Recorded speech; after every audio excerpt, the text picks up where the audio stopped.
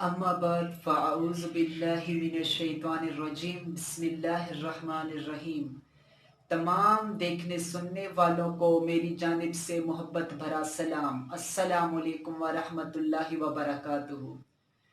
इल्लामा इकबाल कहते हैं कि जब मैं लंदन में वकालत करता था तो मेरे पास एक शख्स आया और कहने लगा कि मैंने अपनी बीवी को तलाक देनी है। मैंने उससे कहा कि मैं तुम्हें जानता हूँ, तुमने पसंद की शादी की थी। लेकिन वो कहने लगा हाँ, लेकिन अब मैंने तलाक ही देनी है। तो मैंने उसे बहुत समझाया कि ऐसा मत करो। उसके घर वालों ने भी बहुत समझाया, हत्ता कि बीवी तक ने उससे माफी मांगी। लेकिन वो था कि समझने को तैयार नहीं था कि अब मैंने तलाक ही देनी है। तो मेरी तो ये ड्यूटी थी, मैं था वकील, तो मैंने केस दायर कर दिया। फिर मुकदमा आगे चला, बहसें हुई, यहाँ तक कि फैसला उस नौजवान के, उस शोहर के हक में आने लगा। तो तलाक का वक्त जूं जूं करीब आने लगा, तो जिस रोज तलाक का फैसला सुनाना था तो उसी रोज से पिछली रात वो मेरे पास आता है। तो वो शख्स कहने लगा कि इकबाल आप केस वापस ले लीजिए, मैंने तलाक नहीं देनी। मैं बड़ा हैरान हुआ, मैंने कहा ये क्या बात हुई, आप कह रहे हो केस वापस ले लो, पहले कहते थे मैंने तलाक देनी है, आखिर माजरा क्या है। तो वो शख्स कहने लगा कि इकबाल बड़ी अजीब बात हुई है। मैंने कहा बताओ तो क्या हुआ है।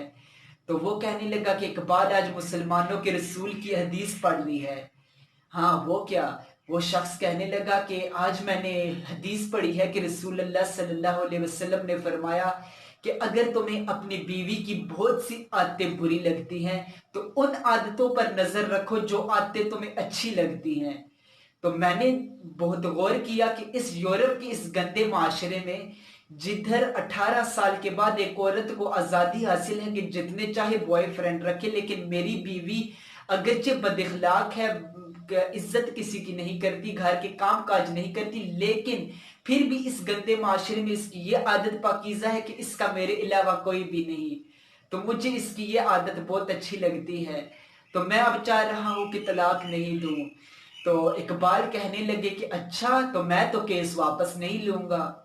वो शख्स कहने लगा ये क्या बात हुई। तो इल्लामा इकबाल कहने लगे कि जिस नबी ने तेरा घर टूटने से बचाया है, पहले उसका कलमा पढ़ और इस्लाम कबूल कर ले, फिर मैं केस वापस लूंगा।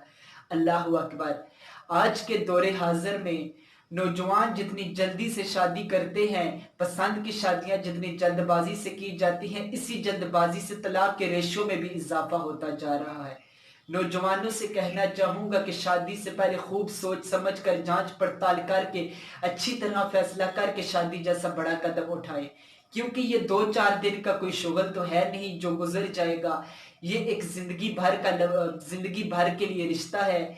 इसे बड़ों की रजामंदी से कीजिए, अपने जज्बाती फैसलों से गुरेज कीजिए और सोच समझ कर फैसले कीजिए। क्योंकि इस वक्त नौजवान जितनी जल्दी से फैसला करते हैं और फिर बाद में पछतावा भी करना पड़ता है। और इसकी दूसरी जानिब आज के दौरे हाजिर में अगर शोहर सिर्फ इस हदीस पर अमल कर ले तो मेरा नहीं ख्याल कि घर टूटने तक नौबत जाए। अल्लाह अकबर।